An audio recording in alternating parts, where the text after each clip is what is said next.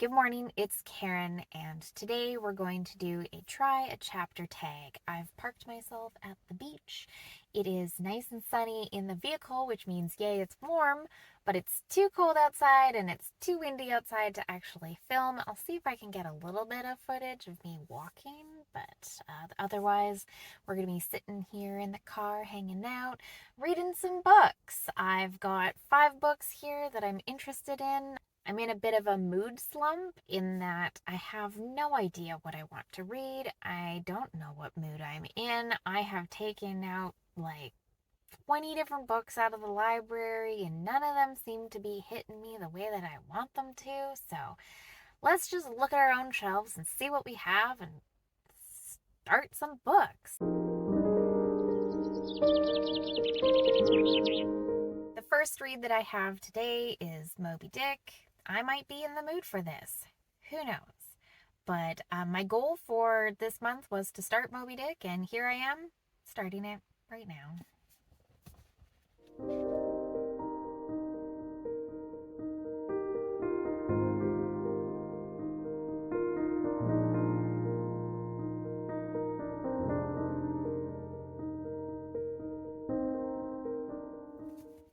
Okay, sweet. So I've just finished the first chapter of Moby Dick, and this reads more like poetry than I was expecting.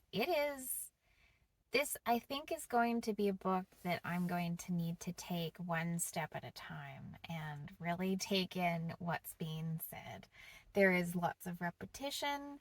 There is turns of phrases that sort of mean one thing and don't mean another, and I'm really enjoying it so far. It was only 8 pages, so it was a very short chapter, so that's really great. And I was just thinking about like why did I pick up this book in the first place? And I think it was marketed as the greatest American novel or something. And I was like, okay, whatever, I'll put it on my bucket list. Along came all those TikTok barbershop wailing songs, and I was like, kick it into high gear. I want to read Moby Dick. And I thought, oh, I could read Moby Dick while I nurse. Ha ha ha. So, all in all, good start, strong start. Let's go on to the next one. And now for something completely different. Three Daughters of Eve by Leif Shafek. And we're just going to dive right into this one. I came across a booktuber who said this is a theological discussion. I highly doubt that in the first chapter we're going to get into the theological discussion. But I'm excited to try this out. So here we go. Well, what a what a whiz-bang beginning. Okay. So we're introduced to Peri, who's a Turkish woman.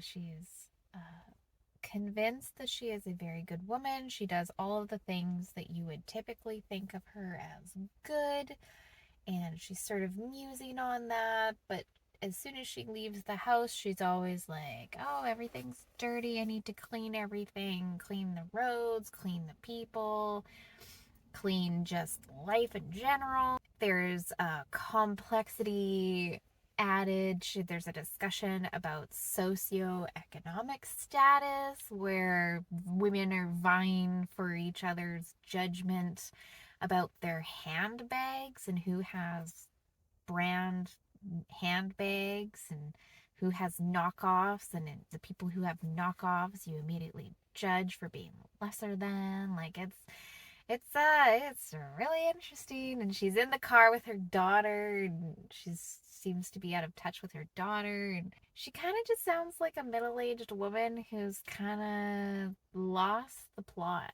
a little bit. If I don't start this one now, I'm going to certainly like it before. I really liked the writing, and we're going to go on to the next book. The next book I'm going to be reading the first chapter of. Now, his chapters are really long, so we'll see. If I hit 30 pages before I finish the chapter, then I'm just going to stop at 30 pages.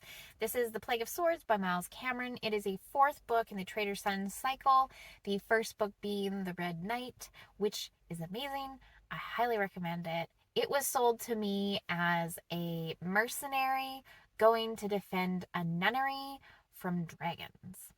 And that isn't exactly what it is, but it's certainly a way to sell it, and it sold me. And there are so many characters in this. I am really hoping that I remember everybody. So we'll see how we do with this one. Their deckled edges makes it a little bit more difficult to get to the next page. Maps, of course. Oh, more maps. Ugh, more maps. All right, here we go. Ooh, the prologue. Oh, sorry. Sometimes prologues are hit and miss. Like, it's like just setting up the action or something that's going to pay off, like, at the end of the book. Whatever. We'll just see how we do. We're just reading.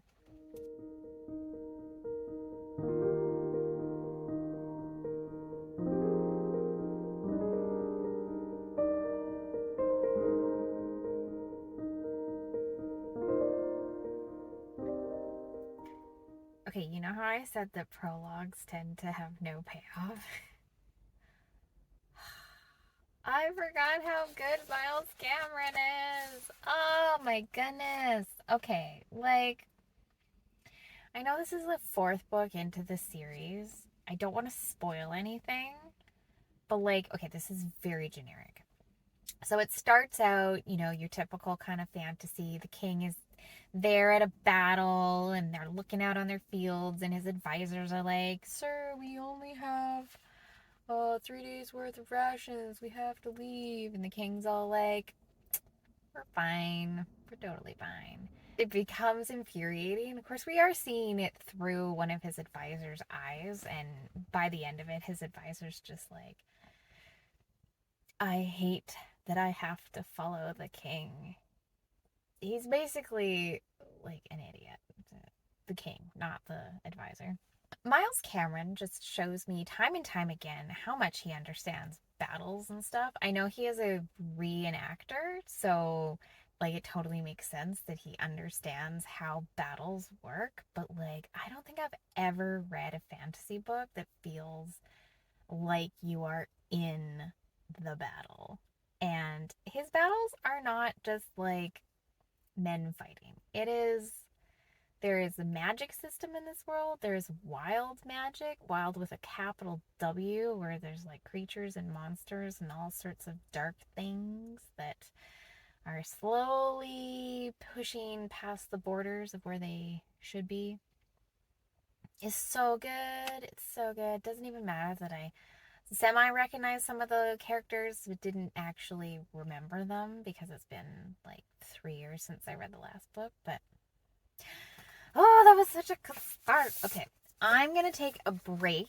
I'm going to actually go out and enjoy the fresh air because the car is starting to get stale.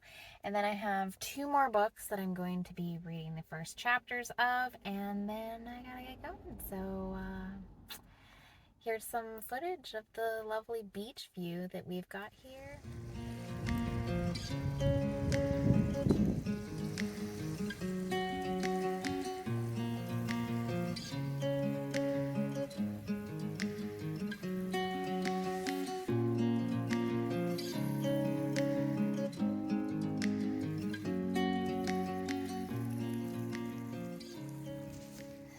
Okay.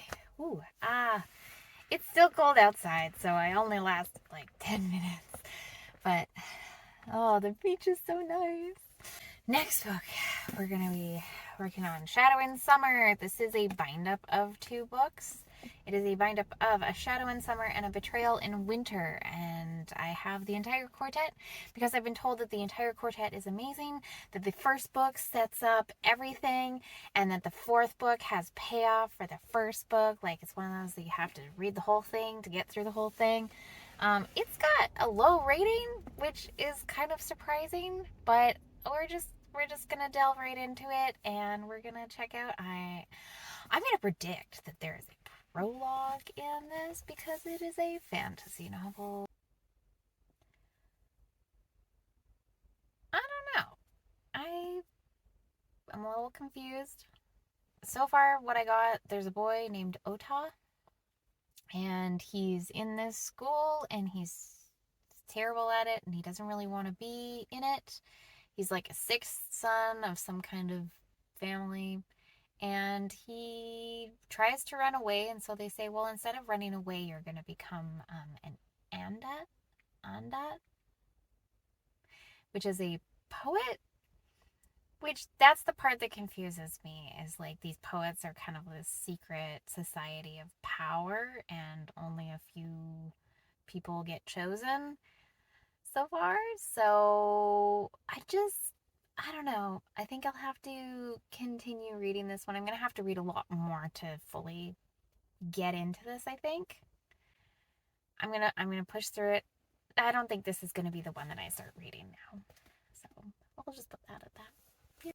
Okay, I don't know why I left this one to last. This is the one that my husband bought for me. This is about money and the Federal Reserve. Nonfiction, obviously. Reads kind of like a novel. I've read the first page, and I guess I'm going to read a little bit more. I'm a little bit crunched for time, so I don't know if I'm going to be able to finish all of it, but here I go, nonetheless. Okay.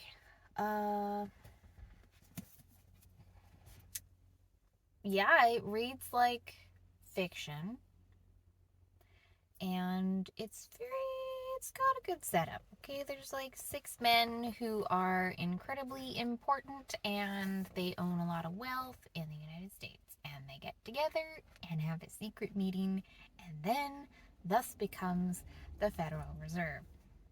And there's slight mention of this secret duck shooting party that they go on, but that the duck shooting party was just a cover. They didn't actually shoot ducks.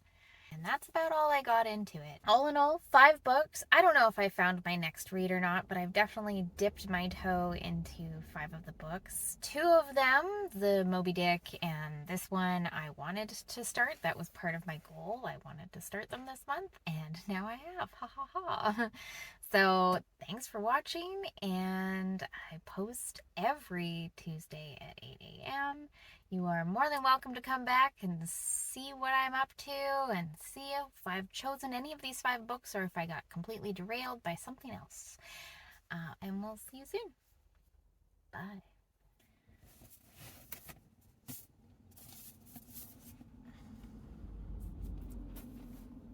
Cars driving by, cars driving by.